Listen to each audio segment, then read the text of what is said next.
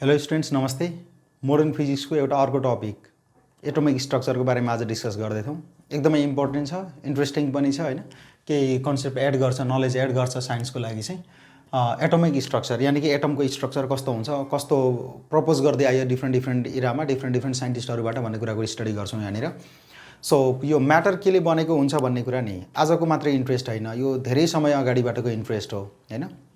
जस्तो तिमी आजभन्दा हजारौँ वर्ष पहिले लेखेको वैदिक किताबहरूमा हेर्छौ भने पनि कुनै पनि म्याटर 5वटा तत्त्वबाट बनेको भन्छ हैन। पृथ्वी, जल, तेज, वायु र आकाशबाट बनेको भन्छ नि त।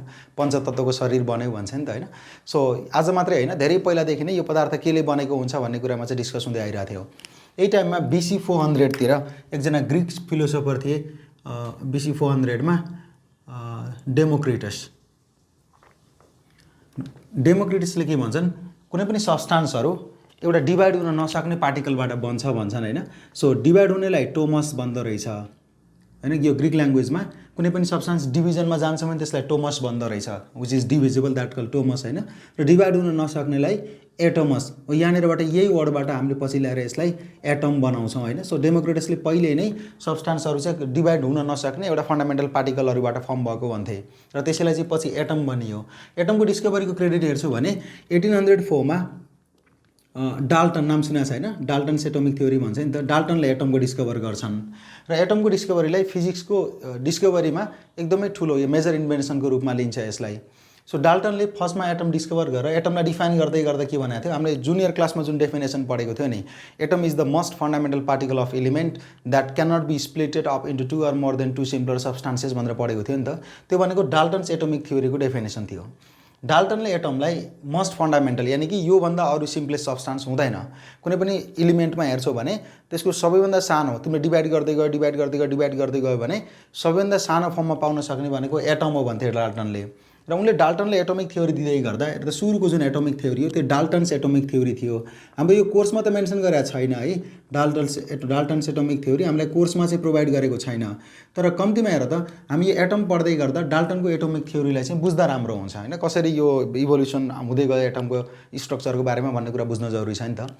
सो डाल्टनले के एजम्सन बनाएको थियो त्यो मध्येको उनले के भन्थे भने नि एटम भनेको एटम इज स्पेरिकल रे। एटम इज स्पेरिकल, एटम चाहिँ स्पेरिकल हुन्छ। मैले यो डेफिनेसन चाहिँ लेखिनँ ल यसको। Most fundamental particle that cannot be splitted up into 2 or more than 2 simpler substances, त डेफिनेसनै भयो उनको एटमको हैन।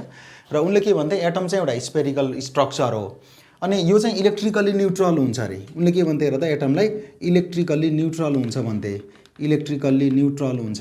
र यो कुरालाई हामी आज पनि यही कुरा अभ्यास गर्दै जान्छौँ। यसपछि जति पनि मोडलहरू आए ती सबै मोडलहरूले इभन आजसम्म पनि हामी एटमलाई चाहिँ न्युट्रल स्टेटमै कन्सिडर गर्छौँ। एटम न्युट्रल स्टेटमै हुन्छ, यो चाहिँ उनको करेक्ट स्टेटमेन्ट हो, आजसम्म करेक्ट छ यो हैन। त्यो बाहेक डाल्टनले के भन्थे हेर त, एटम्स अफ सेम एलिमेन्ट, उनको पोइन्ट है त, atoms of same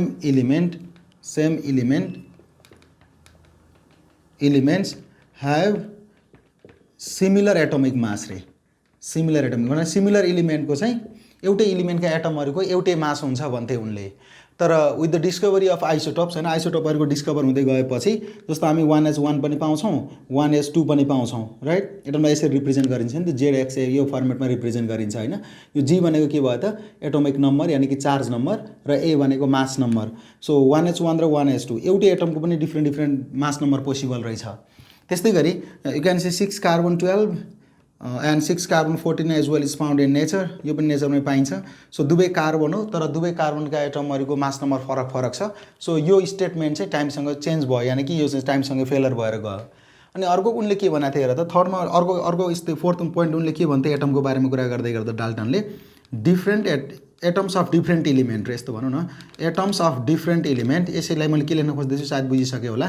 atoms of different elements have different atomic mass भन्थे उनले हैन, डिफ्रेन्ट एटोमिक मास भन्थे।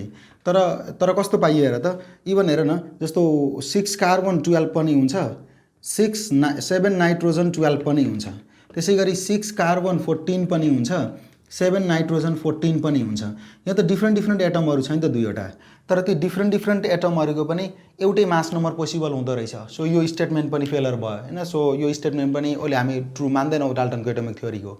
वेल उनले एटमको बारेमा त डिस्कभर गरे हैन, एटम कम्ती एटम हुन्छ भने त हामीलाई एउटा माइलस्टोन त उनले सेट गरे।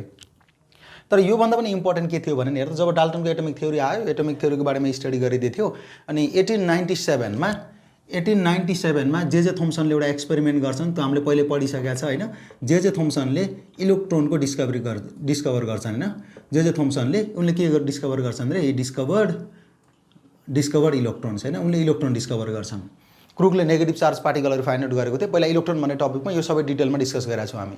सो जब थम्सनले इलेक्ट्रोनको डिस्कभर गर्छन् नि, त्यो इलेक्ट्रोन त एटमभित्रबाट निस्किरहेको थियो भनेपछि अब डाल्टनको एटोमिक थ्योरी चल्दैन। किनभने हेर त, डाल्टनले के भनेको थियो, atom cannot be splitted up into 2 or more than 2 simpler substances भन्थे। तर यहीँनिर थम्सनले त्यही एटमबाट इलेक्ट्रोनहरू बाहिर आएको थिए। मिनिङ उनले के कन्क्लुजन दिन्छन् हेर त, एटमलाई डिभाइड गर्न नसकिने होइन, स्प्लिट गर्न नसकिने होइन, एटमबाट त्योभन्दा सिम्पलर सब्सटेन्स यानि कि इलेक्ट्रोनहरू बाहिर निस्किरहेछ। सो अब डाल्टनको एटोमिक थ्योरी चाहिँ डेफिनेसनमै रङ भयो। अनि एउटा नयाँ एटोमिक थ्योरम आउँछ जसलाई चाहिँ हामी थम्सन्स एटोमिक मोडल भन्छौँ हैन। सो धेरै मोडलहरू छन्, त्योमध्येको हामीले केही फेमस मोडलहरू मात्र स्टडी गर्छौँ हैन, थम्सन्स एटोमिक मोडल। तर यो जे थम्सनले प्रपोज गरे मोडल चाहिँ हैन, अर्कै थम्सन हुन् है, थम्सन एटोमिक मोडल आउँछ। सो यो थम्सन एटोमिक मोडलले के भन्छ भने हेर त, एटम चाहिँ स्प्लिट गर्न नसकिने होइन, एटमलाई चाहिँ सिम्पलर सब्सटेन्समा स्प्लिट गर्न सकिन्छ। एटम इलेक्ट्रिकली न्युट्रल हो भन्ने कुरा यो मोडलले पनि एक्सेप्ट गर्छ हैन। जुन डाल्टनले सुरुमा भन्दै थिए एटम इज इलेक्ट्रिकली न्युट्रल भन्ने, त्यो मोडललाई थम्सन्स एटोमिक मोडलले पनि एक्सेप्ट गर्छ। न्युट्रल हुने हो, यहाँ नेगेटिभ चार्जहरू अलरेडी निस्किरहेछ भने उनले के लजिक लगाउँछन् भने नि, हेर्दा यो एटममा नि इलेक्ट्रोनहरू चाहिँ नेगेटिभ चार्जहरू चाहिँ हुन्छ, तर त्यति नम्बरमै पोजिटिभ चार्जहरू पनि यो नेगेटिभ चार्जमा इम्बेड भएर बस्छ हैन। सो एटम भनेको त यस्तो डिस्ट्रिब्युसन हो, पोजिटिभ र नेगेटिभ चार्जको डिस्ट्रिब्युसन हो एउटा। यसरी चाहिँ एटम बनेको हुन्छ। जतिवटा पोजिटिभ चार्जहरू 1 2 3 4 1 2 3 4 5 6 वटा पोजिटिभ चार्ज लियो भने 1 2 3 4 5 6 7 ओके, एउटा मैले पोजिटिभ चार्ज थपेँ है त। सो थम्सनका अनुसार एटममा हेर त, एटम भनेको एउटा स्पेरिकल स्ट्रक्चर हो जहाँनिर नेगेटिभ चार्जहरू डिस्ट्रिब्युट भएर बसेको हुन्छ र ती नेगेटिभ चार्जहरूको बिचमा पोजिटिभ चार्जहरू पनि इम्बेड भएर बसेको हुन्छ। थम्सनको यस्तो एटमिक मोडल आउँछ। यो न्युट्रल त एड्रेस गर्नु पर्यो, इलेक्ट्रोन जे थम्सनले निकालिसकेका छन्। सो इलेक्ट्रोन निस्किरहेछ भन्नुको मिनिङ एटमभित्र पोजिटिभ चार्जहरू पनि त्यत्तिकै अमाउन्टमा आउनुपर्छ जति अमाउन्टमा नेगेटिभ चार्जहरू छ। र यो स्ट्रक्चर चाहिँ थम्सन एटमिक मोडलले प्रपोज गर्छ। र यसलाई चाहिँ हेर त प्लम पुडिङ मोडल या त यसलाई वाटरमिलन मोडल पनि भन्न सक्छ तिमी। कतै कतै प्लम पुडिङ लेखेको पनि पाइन्छ हैन। यसलाई चाहिँ वाटरमिलन मोडल भनेर बुझ्दा सजिलो हुन्छ, वाटरमिलन मोडल। यसलाई प्लम पुडिङ मोडल पनि भन्छ है, प्लम पुडिङ मोडल। वाटरमिलन मोडल भनेको जस्तो हेर्दा हामीले वाटरमिलनलाई काट्यो भने त्यो जुन हामीले खाने गुदीको रेड पार्ट हुन्छ नि हैन, माइनले त्यो इलेक्ट्रोन भयो अनि त्यसमा बीचमा ब्ल्याक सिडहरू स्प्रेड भएर रहेको हुन्छ नि त। त्यस जसरी ब्ल्याक सिडहरू त्यो वाटरमिलनमा स्प्रेड भएर रहेको हुन्छ, त्यसरी पोजिटिभ चार्जहरू पनि एटममा यसरी एटमको भित्रबाट यसरी डिस्ट्रिब्युट भएर रहेको हुन्छ भन्छ। सो थम्सनको एटमिक मोडल आयो जसलाई चाहिँ हामी वाटरमिलन मोडल भन्छौँ। यो मोडलले एटमभित्र नेगेटिभ चार्ज मात्रै होइन पोजिटिभ चार्जहरू पनि इन्क्लुड हुन्छ, बसेको हुन्छ भन्ने मोडल दिन्छ। तर यसमा पनि हेर्दा यही मोडलको टेस्ट गर्नको लागि नि, यही मोडल टेस्ट गर्नलाई एउटा Rutherford, it's a very big name in modern physics, सुनेको छ तिमीले हैन। रदरफोर्डले यो मोडललाई टेस्ट गर्न ट्राई गरिरहेका हुन्छन्। सो यही बिचमा हेर त, यही बिचमा एउटा रदरफोर्डको अल्फा स्क्याटरिङ एक्सपेरिमेन्ट भन्ने एक्सपेरिमेन्ट आउँछ। Rutherford's alpha scattering experiment, it's a very important experiment in physics. Rutherford's alpha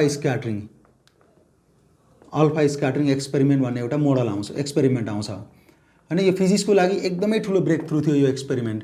रदरफोर्डले के गर्छन् भने उनका कोवर्करसँग रदरफोर्डले के गर्छन् हेर्दा, जस्तो उनले के कन्क्लुजन बनाउँछन्, माइन्ड यो एजम्सन के दिन्छन् हेर्दा, माइन्ड एउटा एटम छ। एटम छ भन्नेको मिनिङ यहाँनिर पोजिटिभ चार्ज छ थम्सनले भनेअनुसार हो भने हैन। जतिवटा पोजिटिभ चार्जहरू भयो त्यतिवटै के पनि हुनुपर्छ, नेगेटिभ चार्जहरू पनि एटममा स्प्रेड भएर बसेको हुनुपर्छ भन्ने कन्सेप्ट आइरहेको थियो थम्सनको। यही मोडललाई टेस्ट गर्नलाई रदरफोर्डले के लजिक लगाउँछन् भने नि, म एउटा एटम लिन्छु हैन, यो त एउटा यस्तो सिस्टम बनाउँछु जहाँनिर यो एटमिक लेभलमा थिन होस्, अनि यहाँतिरबाट मैले अल्फा पार्टिकल पठाउँछु हैन। रेडियोएक्टिभिटी अल्फा पार्टिकल निस्किन्छ भन्ने कुरा पहिले आइसकेको थियो। अल्फा पार्टिकल पठाउँछु। अल्फा पार्टिकल भनेको तिमीलाई थाहा हुनुपर्छ He++ लाई चाहिँ अल्फा पार्टिकल भन्छ है, which is doubly ionized helium atom. So alpha पार्टिकलको कुरा गर्छौ भने यसको चार्ज हुने रहेछ 2 हैन, चार्ज नम्बर हुन्छ 2 र यसको मास नम्बर हुन्छ 4, 2He4 हैन। यसको मिनिङ हेर त जस्तो 2He4 मा हेर्छौ भने जस्तो हिलियममा डबली आयोनाइज गर्यो भने मासमा त केही चेन्ज हुने भएन, त यसले इलेक्ट्रोन मात्रै लस गरिरहेछ। इलेक्ट्रोन लस गर्ने भने मासमा त चेन्ज आउनु पर्दैन। सो हामीले रिप्रेजेन्ट गर्दा अल्फा पार्टिकललाई you can represent alpha particle in this way 2He4, यो भनेको हाम्रो अल्फा पार्टिकल भयो। सो यहाँबाट उनले अल्फा पार्टिकल पठाउने सोच बनाउँछन् हैन। अनि उनको लजिक के हुन्छ हेर त, यदि मैले यहाँबाट अल्फा पार्टिकल पठाएँ भने यो कतै न कतै गएर यो प्लस चार्ज त भेट्नुपर्छ, किनकि प्लस चार्ज भनेको त एटममा त डिस्ट्रिब्युटेड छ। सो यो प्लस चार्ज भेट्छ, अनि त्यो प्लस चार्ज भेटिसकेपछि अब एटम टन्नै अल्फा पार्टिकलहरू गइरहेको हुन्छ हैन, र त्यो अल्फा पार्टिकलहरू चाहिँ यो न्युक्लियसको पोजिटिभ चार्जबाट या त एटमको पोजिटिभ चार्जबाट डिफ्लेक्ट भएर जान्छ कतै भन्ने उनको एजम्सन हुन्छ सुरुमा। र त्यही एजम्सनमा उनले हेर्दा वरिपरि चाहिँ एउटा फोटोग्राफिक प्लेट लगाउँछन्, अनि कसरी त्यो अल्फा पार्टिकल एटमबाट यो स्प्रेड भएर जान्छ कि रिफ्लेक्ट भएर आउँछ भन्ने कुराको स्टडी, स्क्याटर भएर आउँछ भन्ने कुरा एक्सपेरिमेन्ट गर्न ट्राई गरेर हुन्छन्। त्यही भएर अल्फा स्क्याटरिङ एक्सपेरिमेन्ट भनेको छरी नै हैन। जस्तै त्यहाँबाट अल्फा पार्टिकल आयो, एटमभित्र इम्बेड गरायो, उनले एटमलाई भित्र छिर्यो, तर हेर्दा थम्सन मोडलले त के भन्छ, यो एटम त पोजिटिभ र नेगेटिभ चार्जको कम्बिनेसन हो भन्छ। भनेपछि अल्फा पार्टिकलले कहीँ न कहीँ पोजिटिभ चार्ज त भेट्नुपर्छ भित्र हैन, अनि पोजिटिभ र पोजिटिभ चार्जको बिचमा त रिपल्सन हुनु पर्यो। सो त्यही रिजनले गर्दा अल्फा पार्टिकल स्क्याटर भएर जान्छ भन्ने उनको एजम्सन हुन्छ, र उनले एक्सपेरिमेन्ट सुरु गर्छन्। यो एक्सपेरिमेन्ट गर्दा नि उनले जुन यो एउटा एटम लिन त पोसिबल थिएन हैन, एउटा एटम लिन त पोसिबल थिएन। सो उनले जुन टार्गेट हो नि, जुन टार्गेट मेटेरियलमा उनले यताबाट एउटा अल्फा पार्टिकल पठाउँछन्, उनको एजम्सन के हुन्छ हेर त, यसलाई यति पातलो बनाउने कि यसलाई एटोमिक डाइमेन्सन भने एकदमै सानो लेभलसम्म त्यसलाई थिन बनाउने, एकदमै पातलो सिट बनाउने। भनेपछि त मस्ट मेलिएबल मेटल लिनु पर्यो हैन। सो मस्ट मेलिएबल मेटलको लागि उनले गोल्ड सेलेक्ट गर्छन्। रदरफोर्डले हेर्दा आफ्नो एक्सपेरिमेन्टको लागि गोल्ड सेलेक्ट गर्छन् हैन। सो उनको लजिक के हुन्छ हेर, गोल्डलाई चाहिँ एकदमै सानो, यानि कि मस्ट मेलिएबल मेटल थियो यो हैन। सो एकदमै पातलो डाइमेन्सनमा यसलाई थिन बनाउने।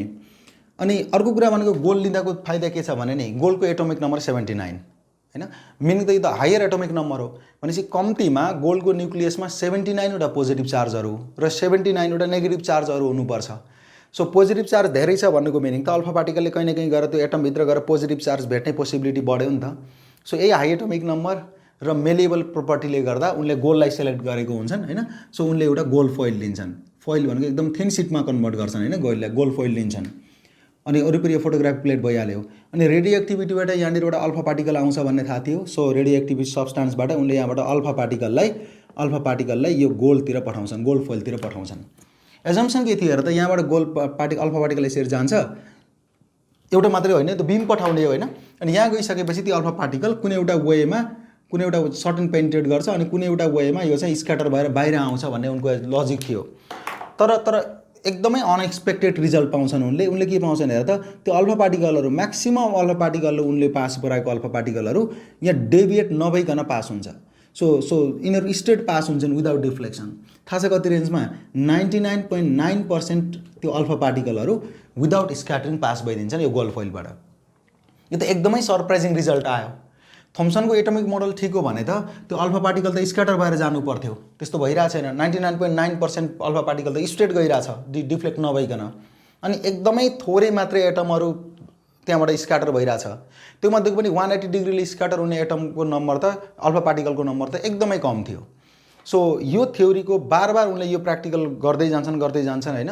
र सबै केसमा उनले 99.9% को अराउन्डमा जब अल्फा पार्टिकलहरू कुनै पनि एटमबाट स्ट्रेट पास भएको पाउँछन् नि, उनले के लजिक लगाउँछन्, कम्तीमा एटम भनेको थम्सनले भने जस्तो छैन हैन। एटमको मस्ट पार्ट त इम्प्टी हुनुपर्छ, किनकि त्यो थम्सनले भने जस्तो पोजिटिभ चार्ज हुनुपर्ने हो भने त मेरो अल्फा पार्टिकल स्क्याटर भएर आउनुपर्ने हो। सो उनले चाहिँ यही एक्सपेरिमेन्टको बेसिसमा केही पोस्टुलेटहरू प्रपोज गर्छन्। त्यो मध्येको उनको मेजर पोस्टुलेट के थियो हेर, most part of the atom is empty. Most part of the atom is empty. एटमको मस्ट पार्ट त एम्प्टी हुँदो रहेछ, खाली हुँदो रहेछ हैन। Most part of the atom is empty. र त्यो जुन अल्फा पार्टिकल एकदमै थोरै 0.1% अल्फा पार्टिकलहरू स्क्याटर भइरहेछन्। मिनिङ के हो हेर त, एटमभित्र पोजिटिभ चार्ज त एकदमै सानो ठाउँमा मात्रै बसेको हुनु पर्यो नि त। So positive charges are confined in a very small region inside the nucleus. उनले के भन्छन् हेर त, positive charges are confined within a very small region. यो जान्नुपर्छ है तिमीले, within a very small region inside the nucleus रे, इनसाइड द एटम हैन, इनसाइड द एटम भनौँ न, inside the atom which is called nucleus. उनले चाहिँ यसलाई चाहिँ न्युक्लियस भन्ने नाम दिन्छन्, विच इज कल्ड न्युक्लियस हो यही। सो त्यही भएको भएर त न्युक्लियसको बारेमा पहिलो कन्सेप्ट दिने भएको भएर यो रदरफोर्ड एटमिक मोडललाई चाहिँ हामी फर्स्ट न्युक्लियर मोडल पनि भन्छौँ। It is the first nuclear model of atom, first nuclear model of atom. यसलाई चाहिँ हामी first nuclear model of atom भन्यौँ। अनि जुन पोजिटिभ चार्जहरू छन् ती पोजिटिभ चार्जहरूलाई उनले प्रोटोन भन्ने नाम दिन्छन्। त्यही भएर प्रोटोनको डिस्कभरीको क्रेडिट भनेको रदरफोर्डलाई जान्छ। कुनै कुनै केसमा हेर त कुनै कुनै बुकहरूमा तिमी the proton was discovered by Goldstein भनेको पनि भेट्छौ। गोल्डस्टेनले के गरेको थियो भने नि तिमीले योभन्दा अगाडि इलेक्ट्रोन भन्ने टपिकमा हेर, हामीले त्यहाँनिर क्रुकले क्याथोड रेहरू डिस्कभर गरेको कहानीको बारेमा एक्सप्लेन गरेका छौँ। क्रुकले जसरी एनोडतिर एउटा फोटोग्राफिक प्लेट लगाएर क्याथोडबाट एनोडतिर इन्भिजिबल रेजहरू यानि कि नेगेटिभ चार्जहरू पास भएको थिए भन्थे नि, त्यसै गरी गोल्डस्टेनले चाहिँ त्यो नेगेटिभ चार्जतिर यानि कि क्याथोडतिर उनले एउटा फोटोग्राफिक प्लेट लगाउँथे अनि पोजिटिभ रेहरू क्याथोडतिर पनि गएको पाउँथे। सो पोजिटिभ रेज यानि कि क्यानल रेजहरू डिस्कभर गरेको गोल्डस्टेनले हो। तर एटमभित्र एउटा सानो जो न्युक्लियसमा पोजिटिभ चार्जहरू कन्फाइन भएर बसेको हुन्छ, त्यो पोजिटिभ चार्जहरूलाई प्रोटोन भन्ने रदरफोर्डको प्रिन्सिपल भएको भएर प्रोटोनको डिस्कभरीको क्रेडिट हामी रदरफोर्डलाई दिन्छौँ। So most part of the atom is empty, fine. सेकेन्डमा के भएर हेर त, पोजिटिभ चार्जहरू एटमको एकदमै सानो डाइमेन्सनमा कन्फाइन भएर बसेको हुन्छ, त्यसैलाई चाहिँ उनले के भन्छन् न्युक्लियस भन्ने नाम दियो। र त्यसमा नेगेटिभ चार्जको पनि कुरा गर्नु पर्यो, किनकि एटम इज इलेक्ट्रिकली न्युट्रल भने त उनले पनि एक्सेप्ट गर्छन्, हरेक मोडलले एक्सेप्ट गरिरहेको कुरा हो एटम इज इलेक्ट्रिकली न्युट्रल भन्छन् होइन। सो नेगेटिभ चार्जेस जसको नाम चाहिँ इलेक्ट्रोन्स अलरेडी आइसकेको छ होइन, negative charges revolve around the nucleus, revolve around the nucleus in circular orbit, nuclear nucleus in circular orbit, circular orbit. So यो भनेको मेजर पोस्टुलेट हो रदरफोर्डको। इलेक्ट्रोनहरू भनेपछि अब एटमको मोडल कस्तो भयो हेर त, एटमको मोडल के भयो, एटम भनेमा एउटा न्युक्लियस हुँदो रहेछ, राइट। एटम भनेको एउटा न्युक्लियस हुँदो रहेछ एटमभित्र। त्यो न्युक्लियसमा एउटा सानो डाइमेन्सनमा, एकदमै सानो डाइमेन्सनमा न्युक्लियस हुन्छ। त्यही न्युक्लियसभित्र पोजिटिभ चार्जहरू बसेको हुन्छ। इलेक्ट्रोनहरूले चाहिँ त्यो पोजिटिभ चार्जको वरिपरि सर्कुलर अर्बिटमा रिभल्भ गर्छन्। एकदमै फाइन मोडल थियो यो रदरफोर्डको होइन। सो यो चाहिँ हाम्रो रदरफोर्ड मोडल भयो। त्यसो भने हेर त, अब रदरफोर्ड मोडलमा कुरा गर्दै गर्दा मैले के गर्नु पर्यो, suppose if I am going to draw an atom, मैले एटम ड्र गर्न ट्राई गर्छु भने कस्तो हुनु भयो त, हामी रदरफोर्ड एटमिक मोडलको कुरा गर्दैछौँ होइन। सो उनले के भन्छन् हेर, एटम भनेको एउटा spherical body, major part empty र सेन्टरमा चाहिँ एउटा सानो रिजन हुने, यो रिजनलाई चाहिँ उनले न्युक्लियस भन्छन्। एकदमै सानो रिजन हो है यो। एटमको कम्पेरिजनमा न्युक्लियसको डाइमेन्सन एकदमै सानो डाइमेन्सन हो। हामी के भन्छौँ हेर त, एटोमिक डाइमेन्सन। एटोमिक डाइमेन्सन भनेको कतिको अर्डरमा पाउँछौँ, एटोमिक डाइमेन्सन भनेको 10⁻⁻10 मिटरको अर्डरमा हुन्छ। तर न्युक्लियर डाइमेन्सन यानि कि न्युक्लियसको डाइमेन्सन भनेको 10⁻−15 मिटरको अर्डरमा हुन्छ। Now you can imagine how smaller the nucleus is. Atom भन्ने बित्तिकै तिमीले इमेजिन गरेर एटम भन्यो भने तिमीले सबैभन्दा सानो इमेजिन गर्न कतिसम्म गर्न सक्छौ, एउटा डटसम्म त इमेजिन गर्न सक्छौ होइन। त्यसलाई 1,00,000 गुणा अरू सानो बनाऊ, हो त्यो भनेको बल्ल न्युक्लियसको स्ट्रक्चर हो। So most part of the atom is empty, there is a central dense part in the nucleus in the atom that is called nucleus, र यही न्युक्लियसमा पोजिटिभ चार्जहरू बसेको हुन्छ। That was the Rutherford atomic model. Well, Newton was not discovered. Newton धेरै पछि discover भएको थियो, 1932मा चार्ल्स डिस्कभर गरेको थियो होइन। Neutron was not discovered. रदरफोर्डको टाइमसम्म न्युट्रोन चाहिँ डिस्कभर भइसकेको थिएन। रदरफोर्ड एकदमै बिग नेम हो फिजिक्सको होइन। सो यहाँनिरबाट एउटा कम्तीमा हेर्दा एउटा राम्रो म्याथमेटिकल मोडल आउँछ। बाहिरपट्टि इलेक्ट्रोन रिभल्भ गर्यो, सेन्टरमा पोजिटिभ चार्जहरू छ, सो न्युट्रलाइज गर्यो नेगेटिभ चार्जहरूले, मिनिङ जतिवटा इलेक्ट्रोनहरू छ त्यतिवटै न्युक्लियसमा पोजिटिभ चार्ज हुनुपर्छ भन्ने उनको बुझाइ थियो। सो इलेक्ट्रोनहरू यहाँनिर हेर्दा इलेक्ट्रोनहरू चाहिँ यसको एटमको वरिपरि सर्कुलर अर्बिटमा रिभल्भ गरिरहेछन्। यो मोडल राम्रै चलिरहेको थियो। It was a fine, it was clinical होइन, it was easy to understand होइन। यो भरपर्दो मोडल थियो, बुझ्न सजिलो थियो। त्यही टाइममा के भइदिन्छ भने रिसर्च त रोकिँदैन यहाँ मात्रै होइन, एउटा अर्को इलेक्ट्रिसिटी एन्ड म्याग्नेटिजम, या त इलेक्ट्रोम्याग्नेटिजममा एउटा रिसर्च चल्दै थियो त्यो बेलामा, सँगसँगै रिसर्च चल्दै थियो इलेक्ट्रिसिटी एन्ड म्याग्नेटिजममा पनि। त्यसो कुरा गर्छौ भने अलिकति म इलेक्ट्रिसिटी एन्ड म्याग्नेटिजमतिर लिङ्क गर्छु है त यसलाई हेर। 1820मा ओरिस्टेड भन्ने एकजना साइन्टिस्टले एक्सपेरिमेन्ट गर्छन्। ओरिस्टेडले एउटा एक्सपेरिमेन्ट गर्छन्, जहाँनिर उनले के पाउँछन् भने नि magnetic field is induced in the vicinity of current carrying conductor. Current carrying कन्डक्टरको वरिपरि म्याग्नेटिक फिल्ड इन्ड्युस्ड हुन्छ भन्ने डिस्कभरी दिन्छन्। That is called the Oersted discovery. In simple language, जहाँ इलेक्ट्रिसिटी छ त्यहाँ म्याग्नेटिजम हुन्छ भन्छन् ओरिस्टेडले। अनि त्यो कति म्याग्नेटिजम हुन्छ भनेर बायोसेभर र एम्पियर्स लले क्याल्कुलेट गर्छ, जो हाम्रो 12 को इलेक्ट्रिसिटी एन्ड म्याग्नेटिजमको एउटा मेजर कोर्स मध्ये पर्छ, राइट। सो ओरिस्टे डिस्कभरी भनेको के रहेछ, where there is electricity there is magnetism. 1831 मा genius man from Great Britain named Michael Faraday, सुनेको छ होइन। माइकल फ्याराडेले 1831 मा यसको रिभर्स एक्सपेरिमेन्ट गर्छन्। भनेको उनले के पाउँछन् भने नि, जहाँ म्याग्नेटिक फ्लक्समा चेन्ज आउँछ नि त्यहाँ इलेक्ट्रिसिटी पाउँछन्। मलाई लाग्छ तिमी सबैले थाहा हुनुपर्छ फ्याराडेज ल अफ इलेक्ट्रोम्याग्नेटिक इन्डक्सनको पहिलो point, whenever the magnetic flux linked with the closed coil changes and EMF is induced in the coil भनेर आउँछन्। मिनिङ जहाँ म्याग्नेटिजम छ त्यहाँ इलेक्ट्रिसिटी पनि हुनुपर्छ। सो सँगै भन्दा के भयो त, ओरिस्टे डिस्कभरी र फ्याराडे डिस्कभरीलाई तिमी दुईटैलाई एड्रेस गर्ने भने where there is electricity there is magnetism and where there is magnetism there is electricity. In fact where there is change in magnetic flux there is electricity. भनेपछि यो दुईटालाई सँगै पढ्दाखेरि त कस्तो भयो त, जहाँ इलेक्ट्रिसिटी छ त्यहाँ म्याग्नेटिजम हुनु पर्यो, जहाँ म्याग्नेटिजम छ त्यहाँ इलेक्ट्रिसिटी हुनु पर्यो। त्यही भएर तिम्रो टपिकको नाम इलेक्ट्रिसिटी र अथवा छुट्टै इलेक्ट्रिसिटी म्याग्नेटिजम भनेर छुट्टा छुट्टै छैन, इलेक्ट्रिसिटी एन्ड म्याग्नेटिजम भनेर पढ्छौ, because those force were combined by Oersted and the Faraday discovery. र यही कुरालाई, यही डिस्कभरीहरूलाई म्याथमेटिकल्ली एक्सप्लेन गर्ने काम एकजना म्याक्सवेल भन्ने साइन्टिस्टले गर्छन्। म्याक्सवेलले यही ओरिस्टे डिस्कभरी र फ्याराडे डिस्कभरीलाई म्याथमेटिकल्ली कम्बाइन गर्ने काम म्याक्सवेल भन्ने साइन्टिस्टले गर्छन्। यसरी द इलेक्ट्रिसिटी र म्याग्नेटिजमको कम्बिनेसनमा हामी तीनजना साइन्टिस्टलाई क्रेडिट दिन्छौँ, ओरिस्टेड, फ्याराडे एन्ड म्याक्सवेल, राइट। अनि यो कम्बाइन गर्ने क्रममा नि म्याक्सवेलले एउटा थ्योरम दिन्छन् होइन, म्याक्सवेल थ्योरम अफ इलेक्ट्रोम्याग्नेटिजम। उनले के भन्छन् भने नि, एन एक्सेलरेटिङ चार्ज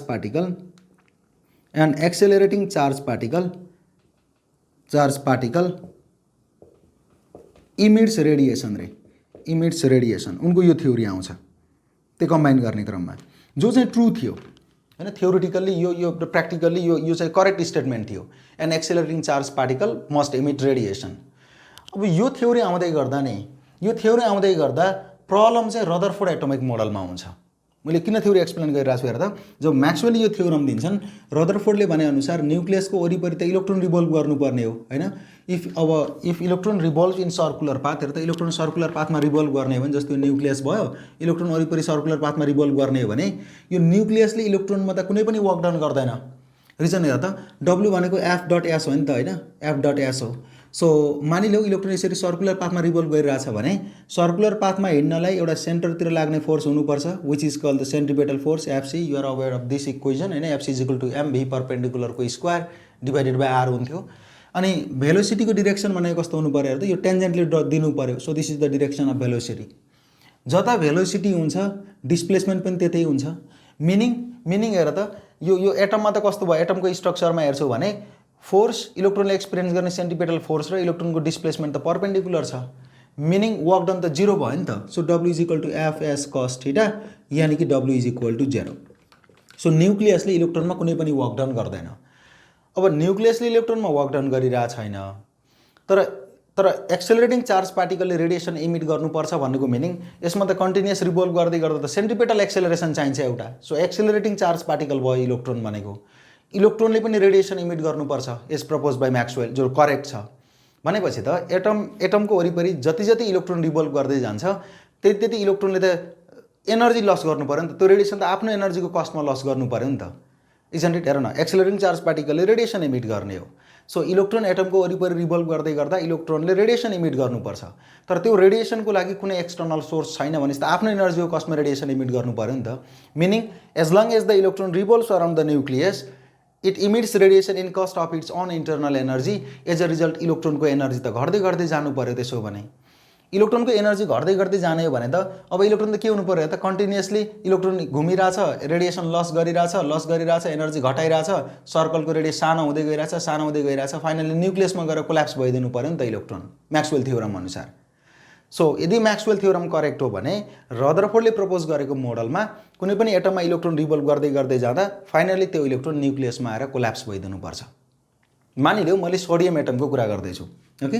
सो सोडियममा 281 होइन, आउटरमा सेलमा एउटा इलेक्ट्रोन छ, ओके। सो हेर्दै सोडियमको वरिपरि इलेक्ट्रोन रिभल्भ गर्दै गइरहेछ भन्नुको मिनिङ त सर्टेन टाइम पछि कम्तीमा हेर्दा एउटा इलेक्ट्रोन मानिलिउँ न्युक्लियसमा आएर क्याप्चर भइदियो। अब सोडियममा नम्बर अफ प्रोटोन कति 10 हुनु पऱ्यो, एउटालाई इलेक्ट्रोनले न्युट्रलाइज गर्यो, नम्बर अफ इलेक्ट्रोन पनि 10 हुनु पऱ्यो। भनेपछि त त्यो त अब सोडियम नरहेर त्यो त नियोन भयो नि त होइन, 10 नम्बर एलिमेन्ट नियोन भयो। मिनिङ के भयो त रदरफोर्ड एटमिक मोडलले त एटमको स्टेबिलिटीलाई त एक्सप्लेन गर्न सकेन नि त। सो रदरफोर्ड मोडलमा दुईवटा सिरियस प्रब्लम देखियो। एउटा चाहिँ it can not explain the stability of atom होइन। सो रदरफोर्डको ड्रब्याक हेर्छौँ भने ड्रब्याक्स अफ रदरफोर्ड है त, drawbacks of Rutherford atomic model.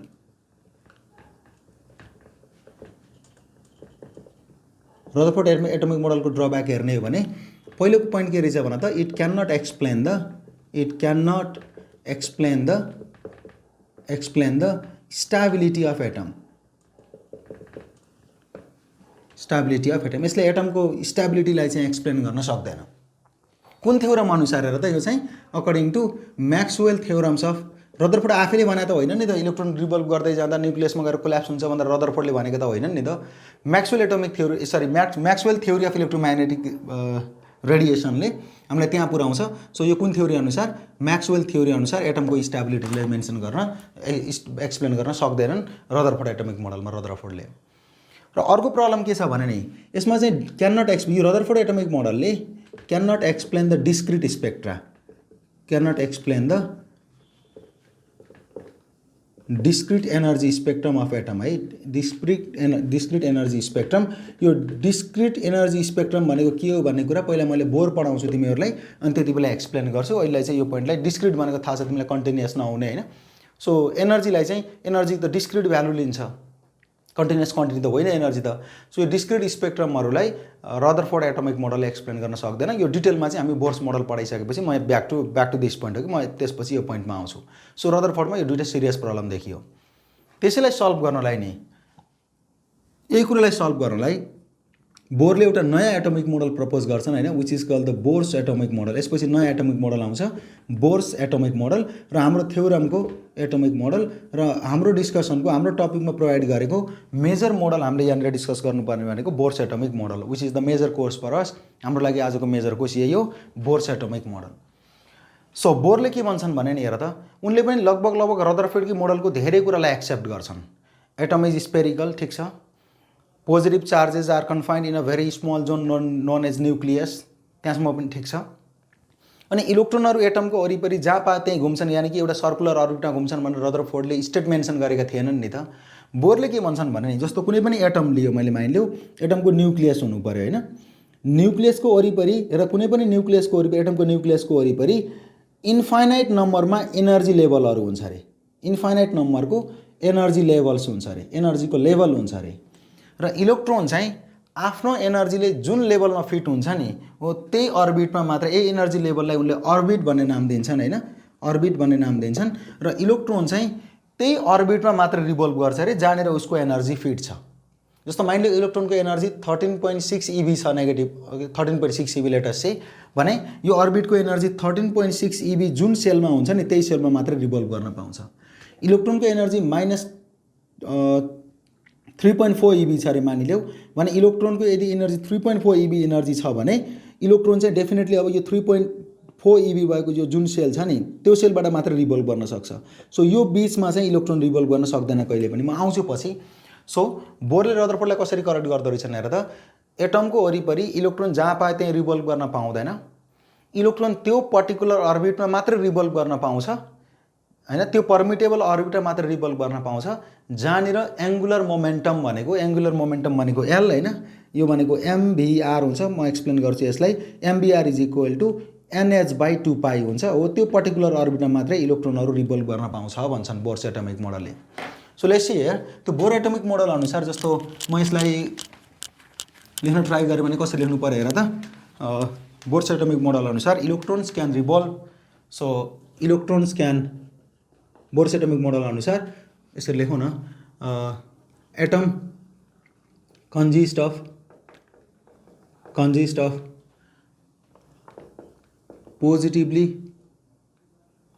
Positively charge nucleus होइन, charge nucleus and electrons revolve around the nucleus, around the nucleus in only those permittable orbits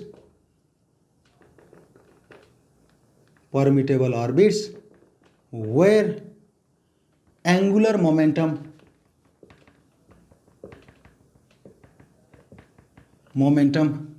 of electron is integral multiple of positive integral multiple भन्छ ल यसलाई। अझै मैले integer त positive पनि हुन्छ negative पनि हुन्छ नि त हैन। Positive integral multiple of h by 2 pi रे। So this is the major postulate of Bohr's atomic model. Bohr's atomic मोडलको मेजर पोस्टुलेट भनेको यो हो। एटमको वरिपरि यानि के अर्थ एटमको वरिपरि इलेक्ट्रोनहरु जहाँ पाए त्यहीबाट रिभल्भ गर्न सक्दैनन्, त्यो अर्बिटमा मात्र इलेक्ट्रोन रिभल्भ गर्न पाउँछ। जहाँनिर एंगुलर मोमेन्टम भनेको कति होस् रे, integral multiple of h by 2 pi भनेको मिनिङ अर्थ एंगुलर मोमेन्टम l भनेको कति हुँदो रहेछ, integral multiple n times h by 2 pi यति हुँदो रहेछ। यो एंगुलर मोमेन्टमको बारेमा हेरौँ है त। जस्तो हामीले एंगुलर मोमेन्टम पढ्दै गर्दा नि, एंगुलर मोमेन्टम यसको डेफिनेसन के थियो याद छ तिमीलाई? लिनियर मोमेन्टम त थाहा छ, the amount of motion content in a body is called linear momentum, यसरी डिफाइन गर्थ्यौ। म्याथमेटिकली एक्सप्रेस गर्दा p is equal to mv भनेर डिफाइन गर्थ्यौ। भने एंगुलर मोमेन्टमलाई कसरी डिफाइन गर्ने? The moment of linear momentum is called angular momentum हैन। के रहेछ अरे? The moment of angular momentum is called linear momentum. So linear momentum p हो भने angular momentum l is equal to r cross p हुनु पर्यो। Moment of linear momentum भनेको त यही हो नि त, r क्रस p। सो यो भनेको r टाइम्स mv और rp sin थीटा भनेर लेखौ न अझै, rp sin थीटा हुनु पर्यो। यो भनेको rmv sin थीटा हुनु पर्यो हैन। सो तिमीले यदि हेर त यो एटमको स्ट्रक्चर हेर्छौ भने, एटमको स्ट्रक्चर हेर्छौ भने यो r र v बीचको एंगल कति हुन्छ हेरौँ। त्यो एटम छ मानिलियो, सर्कल बन्दैन त के हो। ओके, मानिलियो एउटा एटम छ, यहाँनिर न्यूक्लियस छ अरे, रेडियस त यस्तो हुनु पर्यो हैन। अनि r वेक्टर भनेको यो भयो। अनि भेलोसिटी भनेको त टेन्जेन्सियली सर्कुलर मोसनमा हिँडिरहेछ भने यो पोइन्टको भेलोसिटी भनेको टेन्जेन्सियली डिरेक्सन दिने भयो हामीले। Meaning theta is equal to कति डिग्री भयो? 90 डिग्री भयो। सो एंगुलर मोमेन्टम l भनेको कति हुँदो रहेछ हेर त, l इज इक्वल टु यति थियो भने वेक्टर हटाएर mvr हुँदो रहेछ नि त, sin 90 भनेको त 1 भयो। सो एंगुलर मोमेन्टम l भनेको कति हुँदो रहेछ? mvr। सो उनले के भन्छन्? l is equal to nh by 2 pi, यानी कि mvr is equal to nh by 2 pi। This is the postulate of Bohr. Major postulate of Bohr. बोरको मेजर पोस्टुलेट यही हो। यो इक्वेसन हामी एकदमै धेरै युज गर्छौँ अबको क्लासहरुमा। mvr is equal to nh by 2 pi। यो कुराले नि हेर त, एउटा त इलेक्ट्रोनहरु परमिटेबल अर्बिटमा मात्र रिभल्भ गर्न पाउँछ भन्ने कुरा एक्सप्लेन गर्ने भयो। अर्को नि यो इक्वेसनले, यही इक्वेसनले हेर त, it explains the quantisation of angular momentum. Quantisation of angular momentum. यसले एंगुलर मोमेन्टमको क्वान्टाइजेसनलाई एक्सप्लेन गर्छ। यो क्वान्टाइजेसन भन्ने जुन वर्ड छ, यो क्वान्टाइजेसन भन्ने वर्ड हामी धेरै प्र्याक्टिस गरिसकेको वर्ड हो। त्यो पनि मैले फेरि एकपटक भन्दैछु हेर त। जस्तो इफ हेर त mvr is equal to nh by 2 pi, यदि mvr यानी कि एंगुलर मोमेन्टम भनेको nh by 2 pi हो भने mvr इज इक्वल टु कति हुनु पर्यो त? कि त mvr इज इक्वल टु कि त h by 2 pi हुनु पर्यो, जति बेला n इज इक्वल टु 1 हुन्छ। कि त mvr is equal to 2h by 2 pi हुनु पर्यो, जति बेला n इज इक्वल टु 2 होस्। कि त mvr is equal to 3h by 2 pi हुनु पर्यो। So n is equal to 1 2 3 4 सो हुँदै जाने भयो। तर कहिले पनि हेर त, कहिले पनि एंगुलर मोमेन्टम भनेको 1.5h by 2 pi हुन सक्दैन। किनकि हेर त यो 1.5 भनेको त पोजिटिभ इन्टिजर त होइन, फ्र्याक्सनल नम्बर हो त्यो त। भनिसकेपछि एंगुलर मोमेन्टम हेर त कन्टिन्युअस भ्यालु लिँदो रहेछ कि डिस्क्रिट भ्यालु लिँदो रहेछ? 1 2 3 4 कन्टिन्युअस नम्बर कि डिस्क्रिट नम्बर रे? कन्टिन्युअस होइन है। तिमीलाई कन्टिन्युअस लाग्छ भने 1 2 3 4 भनेको डिस्क्रिट नम्बरहरू हो। ए 1 र 2 को बीचमा त इन्फाइनाइट वटा नम्बरहरू छ नि त। 1.0001 होला, 1.000 कति नम्बर अफ 0 इन्ट्रोड्युस गर्छ हैन। सो 1 र 2 को बीचमा त इन्फाइनाइट नम्बर्सहरू हुन्छ। सो त्यो इन्फाइनाइट नम्बरहरू हो भने 1 2 3 4 काउन्टिङ त डिस्क्रिट काउन्टिङ रहेछ। यो डिस्क्रिट भ्यालुमा मात्रै अब्टेन हुने क्वान्टिटीहरूलाई हामी क्वान्टाइज्ड क्वान्टिटी भनेको थियो। जस्तो हेर त, एनर्जीको क्वान्टाइजेसनको बारेमा म्याक्स प्लाङ्क बोल्छन् हैन, अघि डिस्कस भएको थियो। एनर्जीको क्वान्टाइजेसनको म्याक्स प्लाङ्कले एक्सप्लेन गर्छन्। चार्जको क्वान्टाइजेसनको एक्सप्लेनेसन मिलिगनले गर्छन्। त्यसरी एंगुलर मोमेन्टमको क्वान्टाइजेसनको एक्सप्लेनेसन कसले दिएको रहेछ? बोरले एक्सप्लेन गराएर रहेछन्। र एंगुलर मोमेन्टम भनेको h by 2 pi मा क्वान्टाइज हुँदो रहेछ हैन। जस्तै इक्वेसनहरु हेरौँ न। इनर्जीको लागि E is equal to hf भन्ने इक्वेसन दिएको थियो प्लाङ्क्सले, यो प्लाङ्क्स इक्वेसन हो। त्यस्तै Q is equal to plus minus n E भन्ने इक्वेसन दिएको थियो, यो मिलिगनको इक्वेसन थियो। अनि त्यस्तै गरी बोरले के दिन्छ हेर MBR is equal to NH/2π। यो इक्वेसनहरुमा क्वान्टाइजेसनको मिनिङ हेर्छौ भने एनर्जी पनि हेर त फ्रिक्वेन्सी त 1 2 3 4 हो नि त। सो एनर्जी प्लाङ्क्स कन्स्ट्यान्टमा क्वान्टाइज छ। चार्ज भनेको चाहिँ यो चार्ज अफ इलेक्ट्रोनमा क्वान्टाइज छ र एङ्गुलर मोमेन्टम चाहिँ H/2π मा क्वान्टाइज छ। यो H/2π लाई H कट पनि लेख्ने गर्छ है। सो NH/2π लाई सिम्पली NH कट पनि लेखेको पाउँछौ है। MBR is equal to NH cut लेख्दा पनि हुन्छ, जहाँनिर H cut is called reduced Planck's constant अनि H कट भनेको कति हुँदो रहेछ H/2π। सो यो बोरको एउटा मेजर पोस्टुलेट भयो MBR is equal to NH/2π। Please remember this equation र हामी आउने क्लासमा चाहिँ अर्को नेक्स्ट क्लासमा चाहिँ योसँग रिलेटेड म्याथमेटिक्सहरू सल्भ गर्छौँ। Alright, thank you.